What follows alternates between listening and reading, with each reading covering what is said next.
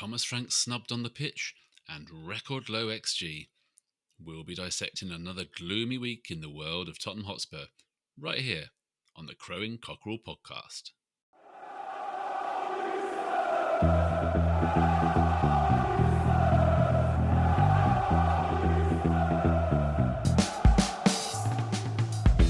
Welcome to another episode of the Crowing Cockerel Podcast. I'm Graham. I'm here with Mark. Hello, Mark. How are we doing? Okay. And Tom. How are you, Tom? Oh, I think you all know. I think you all know very well how I'm doing, how we're all doing. Well, as regular listeners will know, I wasn't able to make last week due to man flu. So apologies to everyone out there for the spiral into doom-mongering negativity that seemed to occur. But I am back to be positive. Unfortunately, there's not a massive amount of material to work with today, but I will try my best to lift the mood. Oh, good luck! With these two Here guys who are full of pragmatism and realism. But I guess we start where we need to start, which is yesterday, Chelsea at home, a huge derby.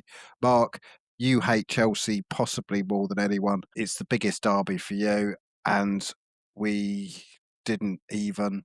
We curled up like a little newborn kitten, really. I mean, we didn't lay a glove on them, did we? And we didn't even look like we wanted to. It was just a pathetic performance, really, when you consider that is a London derby. But as per my prediction last week, unfortunately, I'm not surprised. And that's probably the most damning thing that I can say about it, is that it just wasn't a surprise, and the final whistle blew, and I didn't really feel anything because I knew what to expect based on the body of evidence that we've had so far at home this season. I didn't expect us to do anything. The complete lack of creativity and the ability to do anything on the ball whatsoever just carried on. It's almost like all of the worst bits that we've had this season, we just doubled down on all of them in a one single match. So yeah, not good.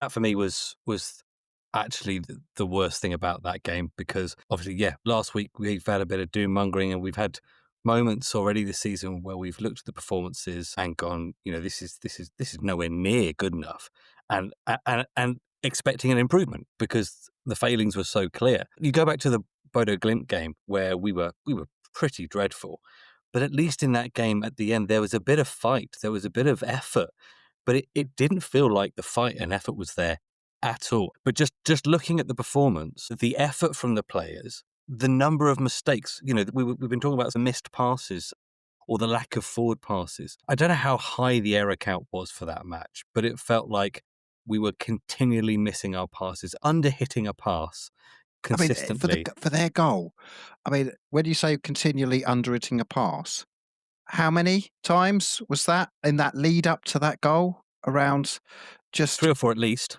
Yes, and then not going into a tackle. The most fight I saw throughout the whole game was Bergvall not wanting to go off. Mm-hmm. Yeah. And he was the only one that actually started a row with anybody of any meaningfulness.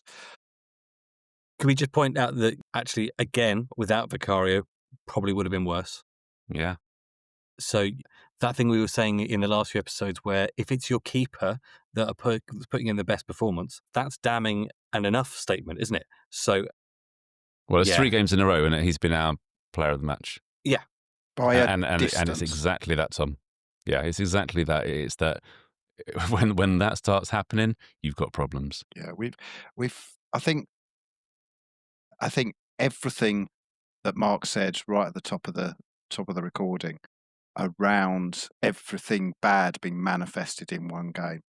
The issue that we have with a right-footed left-back who struggles more going forward, a issue that we have with nobody that can control the centre of the pitch, an issue with we have with the number 9 that can't hold the ball or can't get near the ball, doesn't get any space. We just don't have any way out at all. There was nothing in that game that sort of you can cling on to with any sort of hope at all, because apart from Vicario making the saves, nobody had a good game.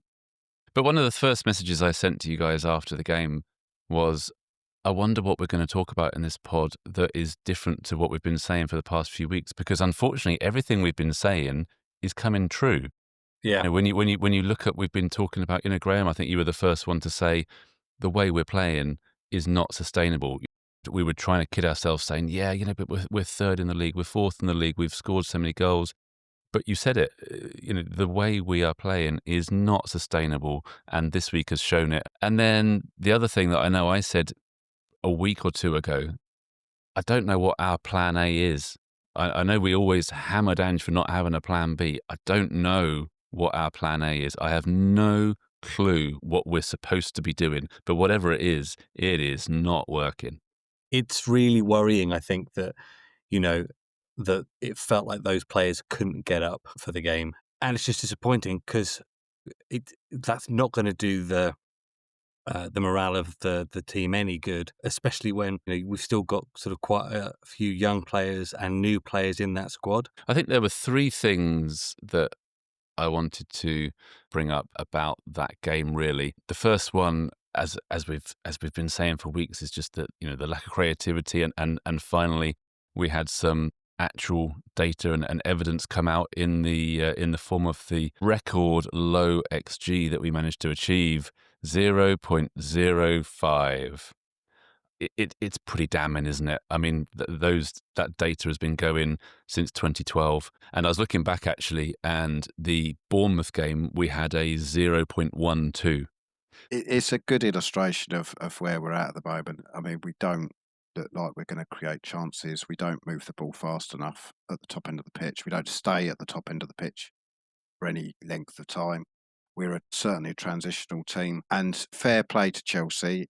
They were absolutely all over us, but we had absolutely no idea how to counter that at all.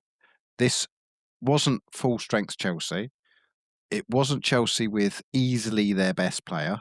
It wasn't a Chelsea that were in absolutely fantastic form, although their away form actually has been all right. This isn't a team where you shouldn't be able to go into your home stadium and not think we've got a really good chance. If we turn up, we've got a chance today. They are not at that level. And the sad fact is, they weren't even brilliant playing football. They didn't create loads of open play chances, did they? The chances they created were all from us, but being susceptible to their really, really good press because we're not good on the ball. We don't have a fluidity about us, so we can't get round the pitch at all. We don't have a lot of energy in those areas. We don't have any movement. So, yes, Chelsea were good at pressing us and getting stuck into us, but we're an easy team to do that to, unfortunately. Especially at the minute. And you mentioned, some of the things that Thomas Frank was saying. I want to pick out three things he said. And the first one is, he said, we lacked energy and intensity. Now, we're only 10 games into a season. And I know, yes, we're playing Champions League. Yes, we had the Carabao Cup in the week, but that's no more than any other team. No way should we be lacking energy or intensity. But also that comes from the tactics. How you set up a team, how you send out a team to play, that comes from the manager and how he sets them up. But also, and the way we play is not energetic. I can understand if, like last season, where you got high press going on all over the place, it's a high energy way to play football, so you can understand the players being tired.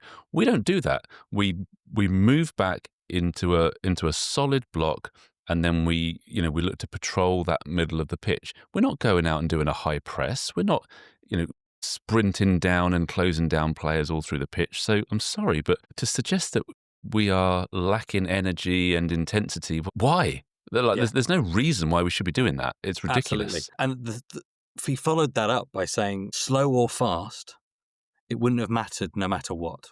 Now, this is just after the game, right? So I can understand if he's feeling a little bit frustrated. Well, very frustrated. We all did. But you say that, it wouldn't matter if we were slow or fast. No matter what, the result would have been the same. Now that smacks of attitude. That smacks of him looking out on the pitch and going, doesn't matter how fast we were, how intense we were out there today, we wouldn't have won the game because the players weren't playing how either he thought they should or weren't taking the responsibility on the pitch and playing how maybe he thinks he's asked them to play. And then the third thing he said, and he said this in the last few games, you've got to remember that the front four is new. Well, yes, it is new because you keep changing it. There's no consistency in the front four. So how do you expect the front four, whoever that is, and why do you not know yet what the good front four is? That can't be an excuse. You are setting the team out to have some sort of consistency, find some rhythm, and yet you're continually rotating the area of the pitch where we are lacking the most. And as far as I can see, through all of those three statements, the one element that is consistent in that is, well, Thomas, that's your job. That's your job to make those things happen. The footage of Van de Ven and Spence coming off the pitch, you can't obviously hear. I'm not a lip reader, and I haven't seen any lip reading experts come out and say what the exchange actually was. But it does look like, doesn't it, that Thomas Frank has gone out. We applaud the crowd. The crowd were very, very frustrated. The boos were really quite loud, not just at the final whistle, but there was moments near the end of the game as well where we went backwards and the crowd were really, really getting at the team.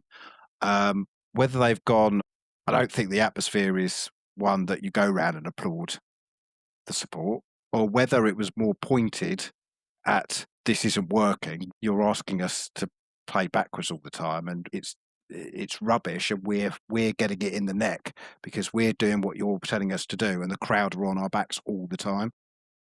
I think it's difficult when you come off a bad performance, a really bad performance, a loss to Chelsea, one of your biggest rivals. The crowd is on your back, so I think perhaps you can excuse them just wanting to get off the pitch. The two things about it that will worry us until we're given reason not to was it felt like a snub at Frank. It looked terrible. It looked like they were like, "You're an idiot, mate. I'm going in there." Yeah, the way he looked after them both was like, that's not right. So I think we've said this word before about some of this stuff. The optics is awful, and also, I have been vocal about my desire to back Van de Ven and call him out as one of our best players. But I'm sorry, you are captain, and that is the bitter pill you have to swallow. You have to go to those fans and take your medicine. So that wasn't a good look for Van de Ven individually, and it would be hypocritical of us not to call that out when we're obviously more than happy to call out when he does the brilliant things that he most normally does. At the end of the day, the fans have a right to make their feelings known, and after that performance, and collectively after the last 6 weeks of questionable performances out of Tottenham. It's not the last 6 weeks though, is it? It's I think 4 wins in 19 home games. I was going to say, I mean, it's been going on for 2 years, isn't it? We do not have cheap season tickets. I saw an awful stat, and I'll be honest, I've not fact-checked it, but I'm going to assume it is correct. And that stat said that Arsenal have only lost 6 more games at home since they were at the Emirates than Spurs have since our stadium was redone. And they have been playing, I think it's 14 years longer in that stadium than we have. And they've still only lost 6 more games than we have already. Wow.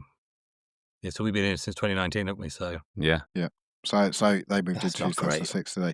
But yeah, so I've seen that as well. Probably needs to be fact checked before it's released, but not on this podcast. What are you talking about? but I think again the feeling is that doesn't sound like it's not true. To be honest, no. It doesn't, does it? Especially if you take last season into account. Yeah, the last few seasons we have been. Well, we've had now a whole season, only 4 wins at home, at a stadium which isn't built like West Ham Stadium, who is the only team with the worst record at home, where their stadium is absolutely almost a weakness for them because it's so bad.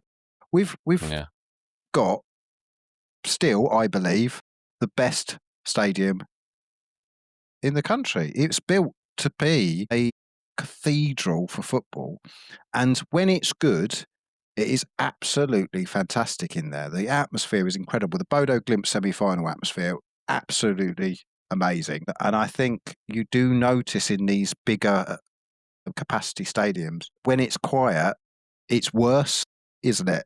It feels worse. Again, I'll be interested to see where you are, but I think I'm going to know your answer. But is it unreasonable to expect that a stadium should have an atmosphere even if the football isn't great or you're not dominating? I think you can expect it, but the two things have to go hand in hand. Mark asked last week, would I be happy if we won the league playing turgid football?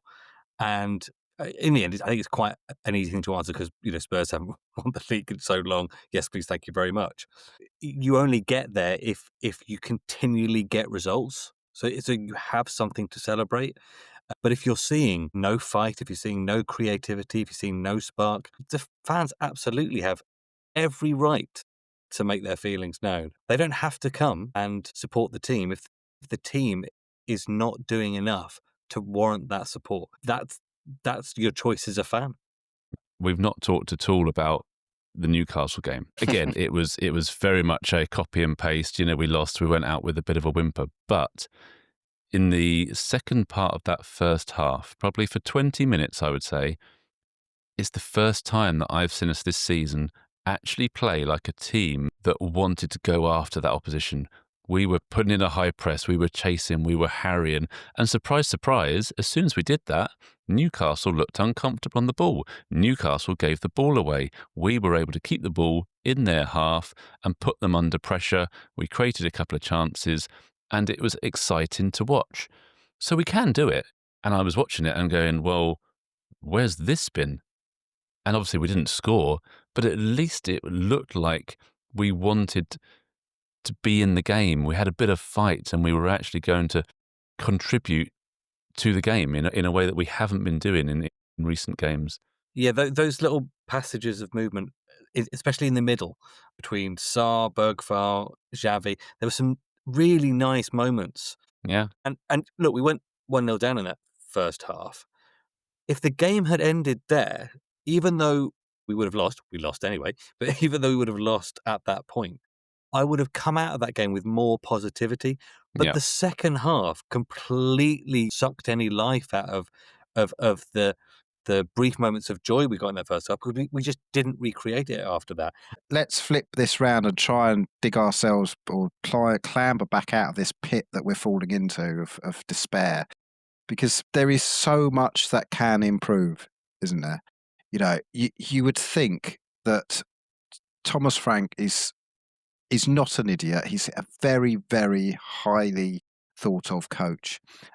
He's got a reputation for being very tactically astute, a fantastic manager. His comment after the game around, and the way he spoke about it as well, about the worst XG in the club's history. He looked almost distraught to think that that's happening. I hope that he is embarrassed by that. I hope he looks at that as a massive stain on his managerial record, and he thinks and with the snub, he looks at that and he is completely embarrassed, and he's like, right, okay, something needs to change. Yeah, I don't think anybody here is saying Frank out. That's not what's happening. But I do feel like not the result, the performance, and that performance on the back of other performances. And, you sprinkle a little bit of that Jed van der Ven controversy on top, and it should be a watershed moment. It should be a watershed moment to say, that was an awful performance. That was dreadful record low setting of XG. That was a really bad response from the players. We now have 2 more home games coming up in quick succession. Yeah. Things have to change. And they are great fixtures. It was exactly what I was about to say. These next 2 games are perfect. You have the weakest game of our Champions League schedule, home to Copenhagen, and then home to probably the only team that's more Spursy than Spurs, Manchester United. They are perfect fixtures. So it's exactly as you said, Tom. We need to take on board what's happened, hit the reset button, and I really, really hope, I don't expect it to happen, but I really, really hope he just says, right, let's just release the brakes and let's just go at these teams for these next 2 home games and see what happens. Because I can't see how the home crowd are going to accept anything else. Yeah, I think if he goes defensive against FC Copenhagen and then Manchester United and doesn't get results, it will turn toxic. It will turn toxic there. Absolutely. And we've got to remember, we've got new people running the club now that were part of that decision. But there's always this itchy feeling, isn't there, that they want to put their stamp on the club. Their stamp on it. Yeah, absolutely. Oh, we want to be at the top table. You start seeing things go very pear-shaped, and it's difficult, isn't it? There's only one thing, I think, that can brighten the mood, and we missed it last week, but it's back. It's Tom's teaser. Play that jingle. Hey.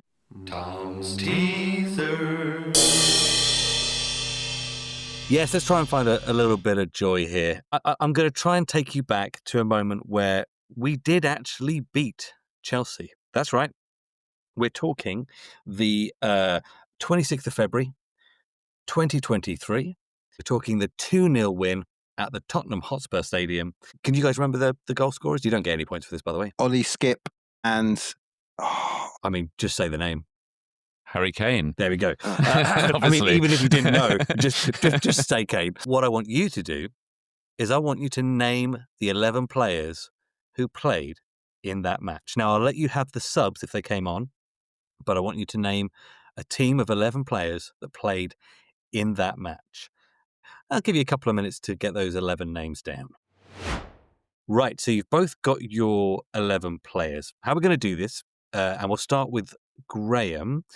I want you to say the name of your players. We'll start with the goalkeeper and go through the team. I want to say the name of your player. Mark, if you have the same player, you can say same player, and then I will let you know. Catchy. Yeah, I will let you know if that is correct. So we'll start with the goalkeepers. Graham? Lloris? Same player. I can tell you that is incorrect. It was Fraser Forster. Graham, your first defender. Akuti Romero. Mark? I did not have him, no. Okay. I can tell you, Graham, that is correct. Mark, your first defender. Eric Dyer. Correct. Graham, your next player. So, I didn't get Eric Dyer. I couldn't think of the other centre-back that was really likely to play, so I put Emerson Royale. I did not put Emerson Royale. Can you give me your next player? Kieran Trippier.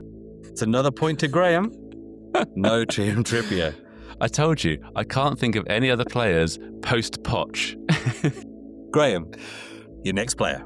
Pedro Porro. Mark, your next player. Ben Davies. Ah, well, you both get a point there then. And I also have Ben Davies. Double points for Graham. Very nice. Okay, Graham, your next player. So, in midfield, I have Bentancur. No. I went for Højbjerg. Correct. I also had Højbjerg. Another point for Graham. Next player, Graham. Ollie Skip. I also went for Oliver Skip. We knew that one was coming. Graham, next player. Kulusevski. Mark. Ndombele. You get a point for Kulusevski, Graham. No Ndombele, no. Graham, your next player. Heung-min Son. Same player. You both get a point. Graham, your next player. Harry Kane. Same player. And you both get a point again. Anybody else with players not yet mentioned in your 11? Harry Winks. Harry Winks did not play. Was he even at the club? I don't think, well, he might have been, but he definitely wasn't on the bench. So shall I give you the team in total? Or have you got one more there, Mark? I have got one more. I panicked on my last centre-back. And went for? Ledley King. Yeah, your lack of confidence with this one was well-founded, Mark. So, Graham, I can tell you that you got 1, 2, 3, 4, 5, 6, 7, 8, 9 out of the players that played that day. Well done.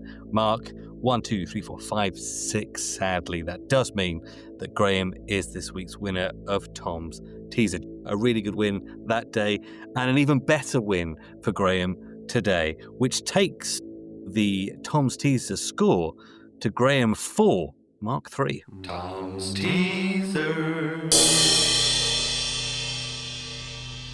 Following on from Tom's teaser, back to reality. What do we think of what's happening with Xavi Simons? Well, I think it's time we talked about it because we've spent the last few weeks on this pod skirting round the issue. We've mentioned him, and I think we've said that we need to be patient. He's still settling in. But I think it is something that we need to talk about now because it feels like it's more than just a settling in problem to me. I could cope with it if he was just being a little bit anonymous in games and not really showing up and doing what we thought he was capable of doing. But for me, the single biggest concern is the number of mistakes, the actual negative impact that he is having on games at the moment. And it's not just Chelsea. Obviously, we mentioned it earlier. He played that hospital ball back to Van der Ven, and it was such a poor pass. But he's been doing that all season long.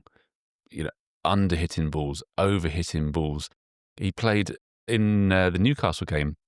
He hit that crossfield pass 30 yards behind Jed Spence. Yeah. Anytime he comes anywhere near a player, he's so easy to knock off the ball. Doesn't seem to be able to get into space. And even when he does get into space, he's not passing with any sort of confidence. I think he is a massive, massive problem. And hopefully it won't go down in these long line of players that we've spent a lot of money on that has just completely failed. But at the moment, on the body of evidence after 10, 12 games, it's not looking good. Yeah, and like you said, the fanfare that we had when he came in with the obvious element of him being that replacement for Maddison. Obviously, Maddison got that injury, and we were like, right, great. We now have a creative midfielder who should be able to step in and cover that area of the pitch for us. And it has been a sort of a real letdown. I wonder if confidence is an issue here. You're coming into a team not hitting the ground running. Yes, the Premier League is more physical. He's been making mistakes, so he's not been able to get a good run of form. Again, I would say part of the issue is we haven't persevered with him in one position. You can only put that on Frank because at the end of the day, the player will have a position that they favour, that they feel comfortable in. And you take everything else into the equation. A player will always bed in quicker if you play them in the position and, as you were saying, in a style of play that they're accustomed to. That's how you get the best out of these players. You buy the players, in theory, to fit the way you're going to play. Well, it doesn't feel like we're doing that with Xavi, and it hasn't helped him being moved around the pitch. I don't think this is all on him, but I do think that he's symbolic of where we're at the minute.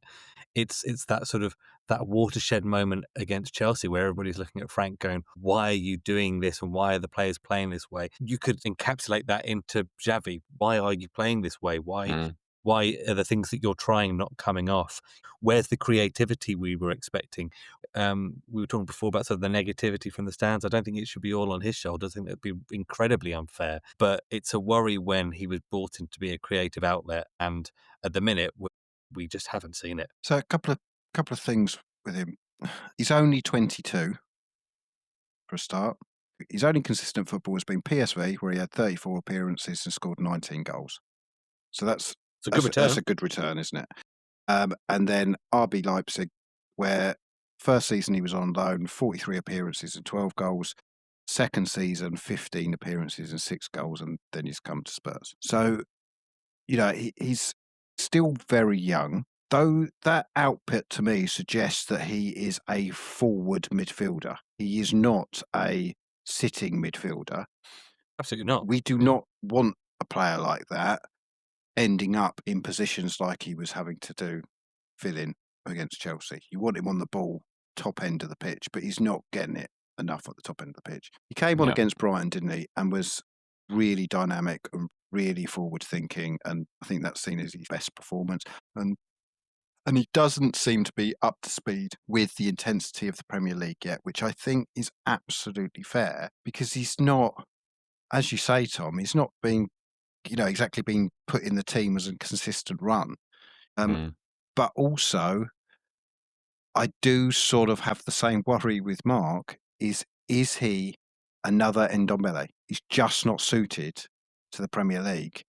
and we're committed to a massive contract at £200,000 a week. And it's scary given the fact that we haven't really seen anything from him that suggests that he is that fantastic player that we're all really, really excited about as yet. I think 2 points that I wanted to make. First of all, just off the back of what you were saying, Graham, about the fact that, we're obviously not playing to his strengths and everything like that. But you can always flip that. I mean, yes, of course, it's true that we don't spend enough time in the opposition half. And that's obviously where he is going to be more comfortable. But that's what he's there for. We've got this team and different players to do different things. He is in that team to be the creative spark. That is why he is there. So if he's not doing that, you can't just say, well, he's not doing that, so we need Bentancur to do that or whatever. That's what he's there for. And he's not doing it. And he is part of the problem. Because if he isn't providing that creative spark, there is no one else, apart from Kudus. So him performing so poorly is part of the problem that we are having in creating no chances. The other thing I wanted to say as well, though, is that he was only, at best, our third choice this summer, right? After Morgan Gibbs-White and after Eze. If we'd bought either of those two players who were above Simmons, we would not have bought Simmons. Now, does that mean, looking back at it now, that actually that signing was a bit more of a panic buy? Not one that we would normally have wanted to make, but we'd already had those two high-profile transfers go down, and presumably there were other players that we were also in for that maybe weren't as public. So I wonder how far down the list Xavi actually was. And in the end, we just had to sign him because we didn't have any other options to sign him. We desperately needed to fill that void made by Maddison's injury. It's a really good point. And like I say, we shouldn't be giving him pelters. It'd be great to say that, we've seen sparks and we can get behind him. I think where we are right now, we're at that point where the team, where Thomas Frank, like we were saying with the crowd, is it fair for the crowd to get on their back? Well, we're on their back. We're on your back right now because we're not getting enough from the team to warrant that sort of enthusiasm. I hope, again, that Xavi gets another chance to prove us wrong against Copenhagen, because it would be the perfect opportunity for him to do it, especially against that sort of opposition. So on that note, shall we get some predictions in? Let's do it. So we've talked about this week coming up, Copenhagen and Manchester United at home. We're all hoping and praying that the reset button is going to be pressed and that just maybe we'll see some attacking football, some actual forward momentum and maybe a little bit of space. So Tuesday, Copenhagen at home. What do we reckon, boys? I think we have to try, Thomas Frank has to try and do something different. I think it might not be the most cohesive performance, but we should be beating this team at home. So I'm going to go for 1-0, and I'm going to go for the only really consistent outlet we've had this season, and go with Kudus. Okay, Graham? I think this is an absolutely massive game for so many reasons. We have to win this because this is as near as a gimme you get in the Champions League. Home is a home game. We have to get the crowd back behind us. We have to get the points on the board to make sure that we qualify for the next stage. And I think it's something that can kickstart us. So I'm going to predict that we're going to win because I'm positive like that. So I'm going to predict that we're going to win 2-0. And I am going to predict that Sarr scores goal. Okay. So I am going to be positive. I am manifesting the Great Reset, and I'm manifesting this free-flowing, attacking football that is suddenly going to appear under Thomas Frank. So I'm going to say 3-0. Go on. And I'm going to say that our goal scorer, once again, I'm sticking with him, is going to be Brennan Johnson. So then following Copenhagen, we are at home to Manchester United. They looked like they'd turned a corner, but it looks like they have turned back round again, and that winning momentum of theirs was just a little blip. So you never know what you're going to get from them, let's be honest. But what do you think is going to happen when they come to the Tottenham Hotspur Stadium? Yeah, I mean, they have improved over the last few weeks, definitely. So I do think we have to be careful with United. Gonna say this is going to be a 2-2 draw, but again, I'm hoping this is part of an upwardly mobile, more dynamic Tottenham, one of those draws you could be proud of, and I'm hoping that will be the moment that we finally see a goal from Colomwani. So 2-2, Colomwani to score. Wow, the famous 2-2 Tom prediction. We love to see it. Graham, what do you reckon? So our home form in the Premier League is absolutely diabolical. So I'm going to be positive, but I'm going to say we're going to get a draw, because I think to get a win at the moment at home seems like the holy grail in the league. Feels a bit greedy, yeah, doesn't it? It does. A win at home. It does. So I'm going to go for a draw. I'm going to go 1-1, and I think it's going to be a set piece, and it's going to be Romero. So I do think Manchester United are the ideal fixture for us. Obviously, we're low on confidence at the moment, but Manchester United, they've shown that defensively they're slack. We are likely to score goals against them, I think, because they are weak in defence, and obviously they do score goals, but defensively hasn't really been a problem for us. So I am going to be positive and say we're going to win against United. I'm going to go 2-0, and I think the goal scorer will be Kudus. Yeah, I think it's a good shout. I think none of us here think we should be losing those two games, but let's face it, we haven't had a lot to cheer about, and we've had plenty to moan about. And actually, we're not done, because right now we'll have our cockadoodle diss. His hair's too long. He just honestly call him into a sponge pudding. Cockadoodle diss.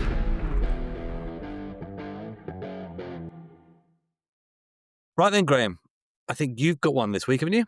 Yeah, and it's the old man inside me, the traditionalist inside me, and the news came out this week that the Boxing Day fixtures have basically been decimated. There is one game on Boxing Day.